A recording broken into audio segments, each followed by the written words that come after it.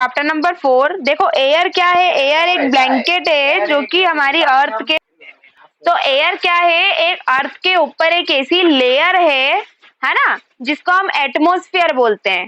ठीक है, तो हम उसको पढ़ते हैं, रीडिंग करते हैं। Our earth is surrounded by a huge blanket of air called atmosphere. हमारी अर्थ जो है वो किससे घिरी हुई है, एक बहुत बड़े ब्लैंकेट से। वो ब्लैंकेट को क्या बोला जाता है, एयर, है ना, एयर के ब्लैंकेट से घिरी हुई है, जिसको क्या बोलते हैं हम, एटमॉस्फेयर बोलते हैं। All living being on this earth depends on the atmosphere of their survival. जितने भी इस यहाँ अर्थ में जितने भी लिविंग बींग्स रहते हैं वो सब किसके ऊपर डिपेंड करते हैं, एटमॉस्फेयर पे, है ना। उनके सर्वाइविंग के लिए, उनके जीवन के लिए, उनकी जीवन श्रेणी के लिए वो किस पे डिपेंड करते हैं, किस पे आश्रित हैं, एटमॉस्फेयर पे आश्रित है ना। It provide us the air we breathe and protect us from the harmful effect of the sun rays. ये ब्लैंकेट हमको किन किन चीजों से बचाता है, तो बताया है आपको कि ये एटमॉस्फेयर हमको सांस लेने में हेल्प करता है, प्लस हमको दूसरी जितनी भी सन से हार्मफुल रेज आती है उनसे हमको बचाता है। Without this blanket of protection we would be baked alive by the heat of the sun during day and get froze during the night. अगर ये जो आपका ब्लैंकेट नहीं हो तो क्या होगा, जब सन आएगा तब आप बहुत ज्यादा गर्म हो जाओगे, और जब सन चले जाएगा तो आप बहुत ज्यादा ठंडे हो जाओगे, है ना। So it is this mass of air that has made temperature on the earth livable. तो ये जो आपके ऊपर जो ब्लैंकेट है, ये जो एयर का जो सराउंडिंग है हमारे पूरे अर्थ पे, ये क्या हेल्प करता है हमको कि हम हमारी लाइवलीहुड जो है वो आराम से बिता सके, टेम्परेचर जो हमारा है वो सही रहे, है ना। आगे लिखा है composition of the earth of the atmosphere. Do you know that the air we take in while breathing is actually a mixture of many gases. क्या आप लोगों को पता है कि आप जो सांस लेते हो तो उसके साथ में कितनी सारी गैसेस आपके ब्रीथिंग में जाती है। Nitrogen and oxygen are two gases which make up the bulk of the atmosphere, है ना। नाइट्रोजन और ऑक्सीजन दो गैसेस हैं जो कि एटमॉस्फेयर में बहुत ज्यादा बल्क ऑफ एटमॉस्फेयर जो है हमको बताता है ना। Carbon dioxide, helium, ozone, argon and hydrogen are found in lesser quantities. ये जितने भी carbon dioxide, helium, oxygen, argon, ये बताया है, ये सब बहुत कम क्वांटिटी में पाए जाते हैं। Apart from these gases tiny dust particles are also present in the air. इसके अलावा भी कुछ छोटे छोटे पार्टिकल्स होते हैं जो कि एयर के अंदर प्रेजेंट होते हैं। द पाई चार्ट गिव्स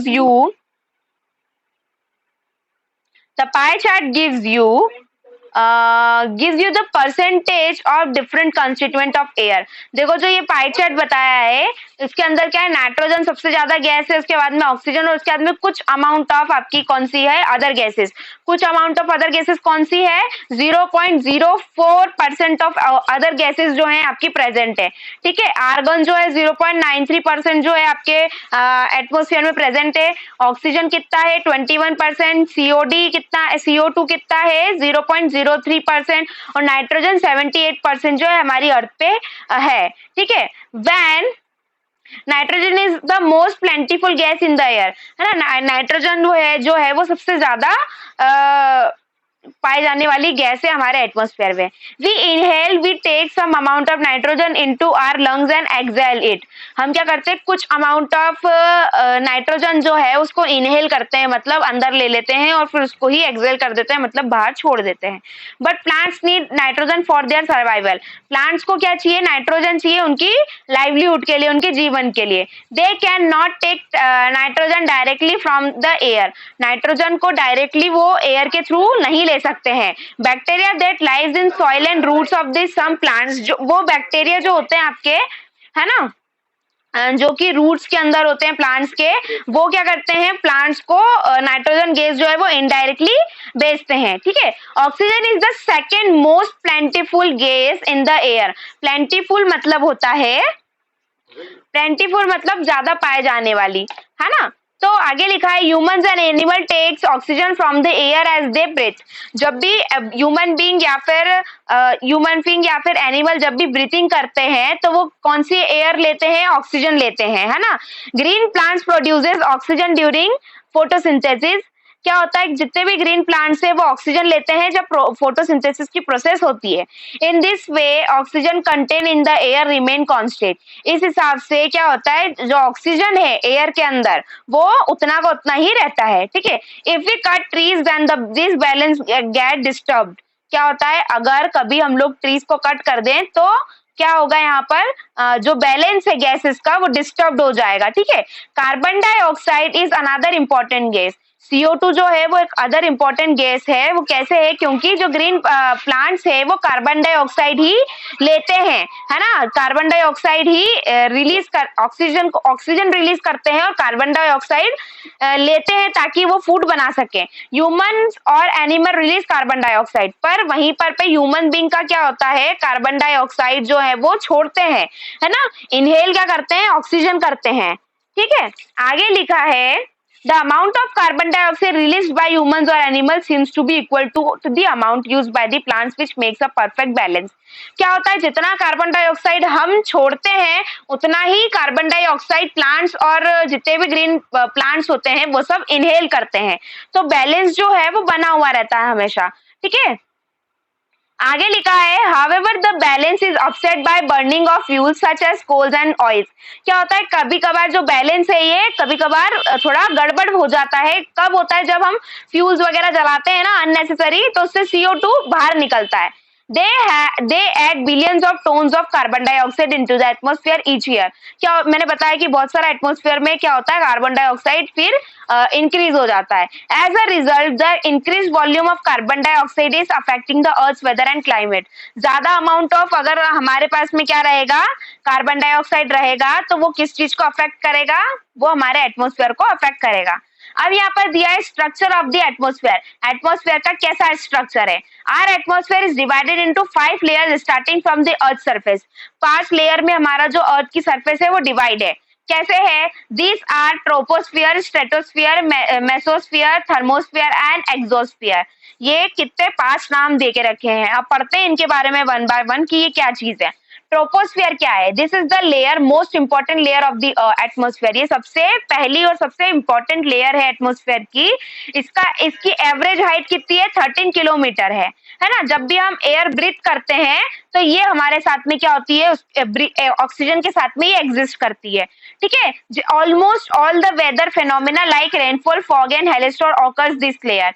आपका जब भी रेनफॉल होता है, जब भी हेलस्टॉर्म होता है, जब भी फॉग होता है, तो ये जो ट्रोपोस्फियर जो लेयर है ये हमेशा प्रेजेंट रहती है। नाउ सेकेंड है स्ट्रेटोस्फियर। स्ट्रेटोस्फियर क्या है, स्ट्रेटोस्फियर जो है वो सेकेंड लेयर होती है। ये इसकी हाइट कितनी होती है, 50 किलोमीटर, है ना। आपको अगर समझ में नहीं आ रहा है तो आप ये पास में जो ग्राफ देके रखा है इसे समझने की कोशिश करो। ये लेयर क्या होती है, free clouds and associated weather phenomena making condition most ideal for flying aeroplanes, है ना। आपके जब भी एरोप्लेन्स फ्लाई करते हैं तो वो किसके ऊपर डिपेंड करते हैं, किस फीचर पे, इसके फिनोमिना पे वो डिपेंड करते हैं, ठीक है। One important feature of the stratosphere is that it contains a layer of ozone gas, है ना। क्या होता है, ये ओजोन गैस को कंटेन करता है ये layer. We have just learned how it protects us from the harmful effect of the rain। तो अब आपको समझ में आना चाहिए कि ये कैसे सन रेज से जितनी भी हार्मफुल रेज निकलती है वो कैसे हमारे तक नहीं पहुंचने देता, है ना। मेसोस्फियर, आगे लिखा है मिसोस्फियर। अब मिसोस्फियर क्या होती है, थर्ड लेयर होती है एटमॉस्फेयर की।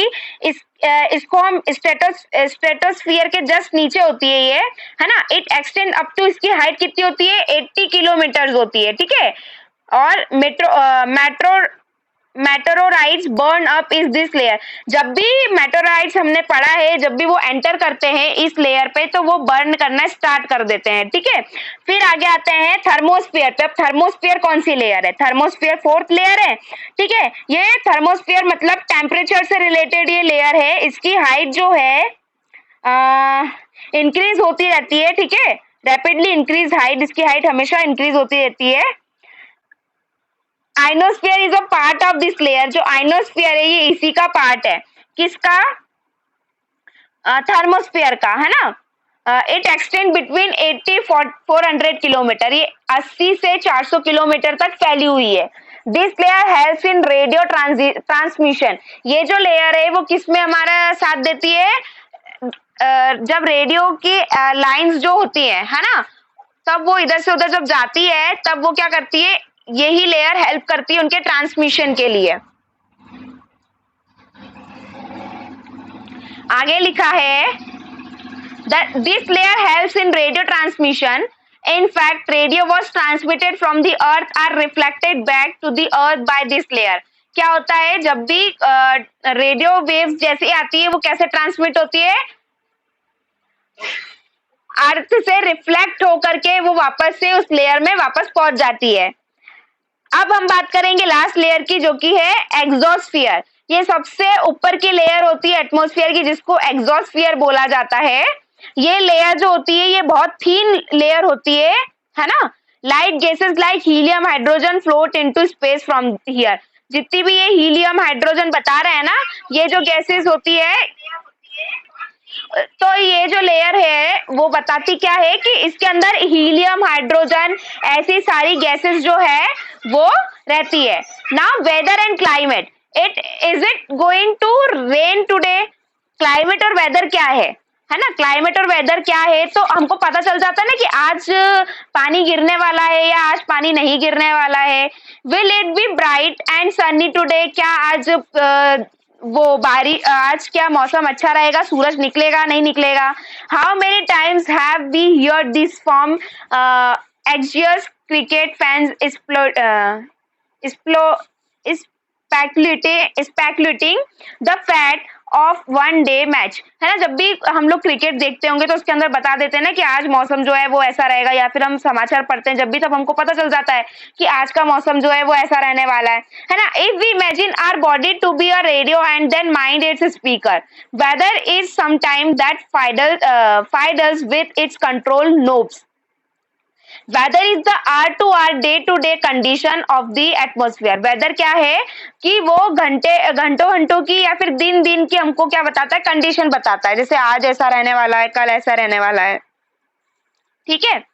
आगे पढ़ते हैं। अ हॉट और humid weather make one irritable and a pleasant breezy. देखो, अगर आपको सिंपल सा हम बताएं कि वेदर क्या है, तो वेदर आप बताते हैं हम लोग की, देखो आज का दिन, अब आज आपको नहीं पता एकदम से बारिश होने वाली है नहीं होने वाली है ना, आपको थोड़ी पता है। बट अगर मौसम ठंड का चल रहा है और बारिश एकदम से हो जाएगी, तो वेदर बता रहा है कि आज जो है वो रेनी वेदर है। और क्लाइमेट क्या बताएगा कि भैया अब आपका भी जो है समर सीजन चल रहा है या फिर ये चल रहा है, ठीक है।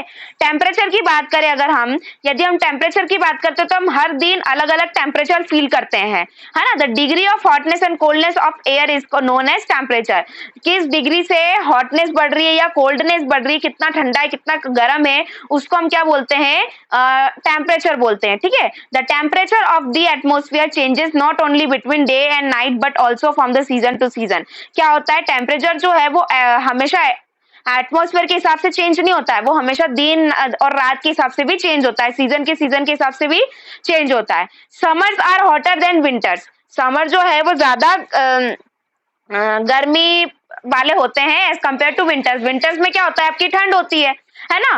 N important factor that influence the distribution of the temperature is insolation.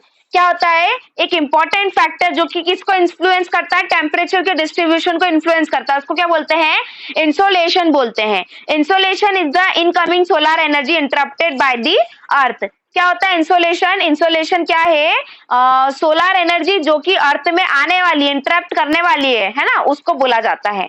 The amount of insolation decreases from the equator towards the poles. क्या होता है, जो जितना भी अमाउंट ऑफ आइसोलेशन जो है वो इक्वेटर आते आते क्या होता है, इक्वेटर से पोल तक आते आते कम होने लग जाता है, ठीक है। The temperature decreases in the same manner. Temperature का भी क्या होता है, यही हाल होता है कि आपके ऊपर से अगर वो बीच सेंटर तक आने लगेगा, जब तक तो वो क्या हो जाएगा, थोड़ा कम हो जाएगा। Now do you understand why poles are covered with snow. अब आपको समझ में आएगा कि जो पोल्स होते हैं, है ना, वहां पर स्नो हमेशा क्यों जमी रहती है, क्योंकि टेम्परेचर आते आते तो घट जाता है। If the earth temperature rises to high, अगर अर्थ का टेम्परेचर जो है वो बहुत ज्यादा बढ़ जाए, it would become too warm from the crops to grow. तो ये बहुत जो क्रॉप्स जो ग्रो हो रहे होंगे, है ना, उनके लिए बहुत अच्छा होगा। Temperature in cities much higher than the villages, temperature जो सिटीज के टेम्परेचर होते हैं वो विलेजेस से बहुत ज्यादा हाई होते हैं।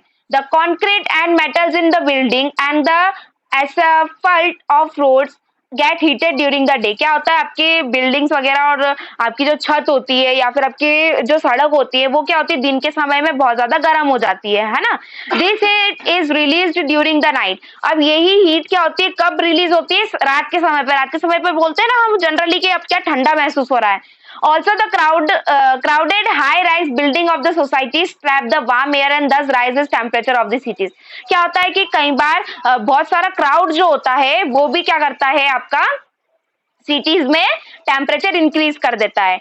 Now what is air pressure, air का प्रेशर क्या है ना। You will be surprise to know that air above as presses us with a great force on our body. क्या होता है, जो एयर है वो हमारी बॉडी पे एक तरह का प्रेशर जो है वो भेजती है, ठीक है। However we don't even feel it, कभी कभार हम इसको फील भी नहीं कर पाते हैं, right. This is because the air presses us from all direction and our body exert a counter pressure। देखो क्या होता है, अगर हम आपको एक एग्जांपल बताएं शायद आप समझ जाओ। अगर आप स्पेस में जाओगे तो वहां पर एयर नहीं है, वहां पर हवा नहीं है, तो वहां पर आपकी जो बॉडी है वो घूमने लग जाती है। पर वहीं पे अगर हम अर्थ की बात करें तो हमारा जो अर्थ है, यहाँ पर क्या होता है कि अर्थ में सब जगह से क्या लगता है, प्रेशर लगता है। हर जगह से एयर जो है एक्सर्ट करती है। अब अगर वो हर जगह से एयर एक्सर्ट करेगी तो क्या होगा, यहाँ पर हमारी बॉडी जो है वो वैसी की वैसी ही रहेगी, है ना। क्योंकि हम लोगों को एक जगह से एयर का प्रेशर फील नहीं हो रहा है। हम लोगों को फील क्यों नहीं होता है एयर का प्रेशर, क्योंकि क्या होता है यहाँ पर कि एक जगह से नहीं लगता है, सभी जगह से लगता है pressure. Air pressure is defined as the pressure exerted by the weight of air on the earth surface. Air pressure क्या है, वो प्रेशर है जो कि किससे, अर्थ एयर के वजन से हम पर लगता है। As we go up of the layer atmosphere the pressure of falls rapidly, the air pressure is highest at sea level and decreases with the height. क्या होता है, सी लेवल पे जो एयर का प्रेशर है वो सबसे ज्यादा होता है, और जैसे जैसे हम जाते जाते हैं वैसे वैसे वो डिक्रीज होता जाता है ना। जैसे जैसे बड़ी हाइट पर जाएंगे वैसे वैसे जो है हमारा एयर का प्रेशर डिक्रीज होता है। आगे लिखा है the air pressure is highest at sea level, ये तो हम पढ़ चुके हैं। Horizontally the distribution of air pressure is influenced by temperature of air at given place. क्या होता है, वहीं पर पे जो एयर का प्रेशर है वो क्या है, हॉरिजॉन्टली डिस्ट्रीब्यूटेड है ना, और वो टेम्परेचर से क्या है, इन्फ्लुएंस्ड है, ठीक है। कुछ कुछ जगहों पर जो है ज्यादा पड़ता है, कुछ कुछ जगहों पर नहीं पड़ता है। In areas where temperature is high the air gets heated and rises. क्या होता है, कुछ कुछ एरियाज में जो टेम्परेचर है वो बहुत ज्यादा होता है, इस कारण से क्या होता है, वहां पर हीट जो है बहुत ज्यादा होती है, गर्मी वाला माहौल बना रहता है, ठीक है। आगे लिखा है this creates a low pressure area, low pressure is associated with cloudy skies and wet weather. क्या होता है, जितना भी अगर लो प्रेशर लगता है तो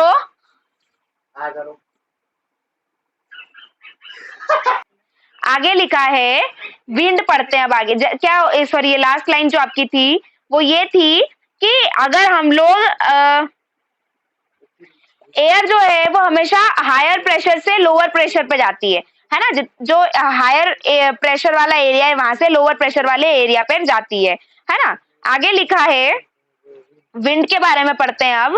हमने एयर तो पढ़ लिया, अब विंड क्या है, the movement of air from high pressure to lower pressure cause called wind. क्या होता है, जब भी जो आपकी हवा है वो हायर से लोअर जाती है तो उसको हम विंड बोलते हैं, है ना। You can see wind at the work as it blows dry leaves down the pavement or uproots trees during a storm. Sometimes when the wind blows gently, you can even see it blowing away smoke or fine dust. क्या होता है, जब भी आपने देखा होगा कि जब भी विंड मतलब हवा चलती है तब आप लोगों ने ये नोटिस किया होगा कि उसके साथ में कुछ डस्ट वगैरह भी पार्टिकल्स जो होते हैं छोटे छोटे वो भी मूव करते हैं। At times which wind can be strong that it's difficult to walk against it. कभी कभार क्या होता है, जो विंड है वो इतनी पावरफुल हो जाती है कि आप अगर वो सामने से आ रही है और आपके उसके अगर अपोजिट चलना है तो आप चल नहीं पाओगे, है ना। You must have experience it is not easy to hold an umbrella on the windy day. क्या होता है कि अगर आप बहुत तेज हवा चल रही होगी तो आप क्या आपके जो अम्ब्रेला को अगर पकड़ते हो तो आप पकड़ नहीं पाते हो। कभी सभी लोगों ने एक्सपीरियंस किए होगी ये चीज।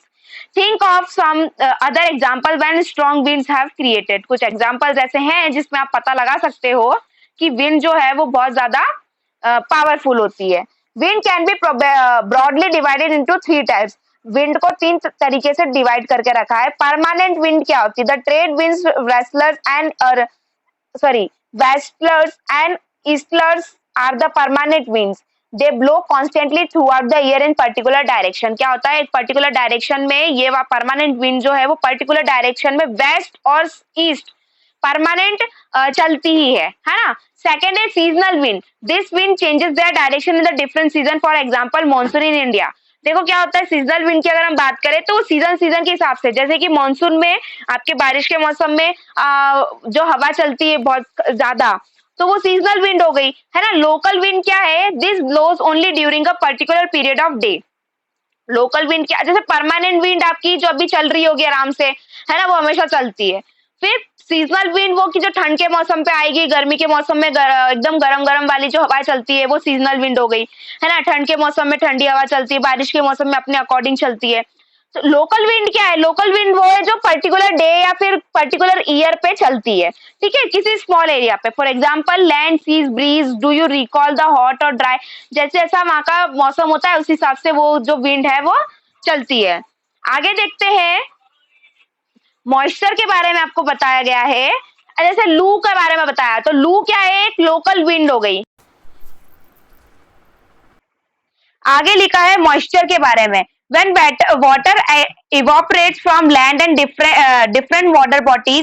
देखो मॉइस्चर सिंपल सा क्या होता है, अगर हम आपको एक्सप्लेन करें तो जब नमी आ जाती है ना, जब हम देखते हैं कि पानी भी है, ठंडा मौसम भी है, थोड़ी गर्मी भी है, तो उससे क्या क्रिएट होता है? मॉइस्चर क्रिएट होता है ना। जो कि किसका फॉर्म ले लेता है? वाटर वेपर का, है ना। Moisture in the air and any time. Moisture कभी भी एयर में आ सकता है। Is known as humidity.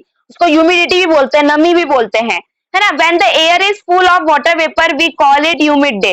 जब पूरी तरीके से पानी वाला मतलब वेपर्स वाली अगर चीजें आपको दिख रही है एटमोस्फेयर में, तो आप क्या बोलोगे? आज तो बहुत नमी वाला दिन है। As the air gets warmer it capacity to hold. जब भी क्या होता है, ये जब ज्यादा गर्म हो जाता है तो आप जो आपका क्लाउड्स होते हैं वो इसको होल्ड नहीं कर पाते हैं, और जब होल्ड नहीं कर पाते तो आपकी बारिश आती है, ठीक है। आपके जैसे आपने अगर कोई कपड़ा सुखा करके रखा होगा तो वो सूखने में समय लेता है। क्यों लेता है? क्योंकि पूरा पूरा जो एटमॉस्फेयर है वो एरिया पूरा वो कैसा हो गया है? ह्यूमिड हो गया है ना, नमी वाला हो गया है। When the water vapour rises it started cooling. जब भी क्या होती है आपकी जो वेपर्स होती हैं, वेपर्स को भाप बोलते हैं। जैसे ही वाटर वेपर्स जो है, भाप जो है पानी की, वो ऊपर जाने लगती है तो वो क्या होने लगती है? ठंडी होने लगती है ना। The water vapour coldness causes formation of droplets of water. जब ये ज्यादा ठंडी होकर के ज्यादा एटमोस्फेयर में गर्माहट हो जाती है तो ये क्या करती है? ड्रॉप होना चालू हो जाती है। Clouds are just masses such water droplet with the droplets of become heavy to float air. वो मैं बता चुकी हूँ आपको। Jet planes flying in the sky leave a white trail behind them. The moisture from the engine condense. We see trails of the condensed moisture of some time when there are movement of disturb it. Precipitation that comes down of the earth is liquid form called rain. देखो क्या होता है, जब ज्यादा amount of water जो है वो clouds जो है नहीं कर पाते तो लिक्विड के फॉर्म में जब वो नीचे गिरता है अर्थ पे तो हम उसको क्या बोलते हैं? कि पानी आ गया, रेन हो गई। Most of the ground water comes from rain water. Plants help preserve water. क्या करते हैं? प्लांट्स जो है वो वाटर को प्रिजर्व कर लेते हैं, ठीक है। When trees on hill sides are cut. जब क्या किया जाता है? जो ट्रीज हैं उनको काट दिया जाता है तो जो जितना भी अमाउंट ऑफ वाटर उन्होंने सेव करके रखा होगा वो छोड़ देते हैं। फिर वो on the basis of mechanism there are 3 types of rainfall. Conventional rainfall और graphic rainfall and cyclic rainfall. 3 तरीके की रेनफॉल होती है, वो मैंने आपको नाम बता दिया। ओरोग्राफिक रेनफॉल, कन्वेक्शनल रेनफॉल और साइक्लोनिक रेनफॉल, ठीक है। आगे लिखा है rainfall is very important for the survival of plants and animals. Rainfall जो है, बारिश जो है वो सभी के लिए बहुत ज्यादा इंपॉर्टेंट है ना। It brings fresh water to the earth surface. ये क्या होता है, ये फ्रेश वाटर जो है अर्थ सरफेस को प्रोवाइड करता है। इफ रेनफॉल इज लेस, अगर पानी कम गिरेगा तो हम लोगों की बहुत सारी चीजें, जैसे अगर फार्मर्स क्या अगर हम बात करें तो वो लोगों की भी प्रॉब्लम हो जाएगी और बहुत सारी दूसरी चीजें भी जो है वो क्रिएट हो जाएगी।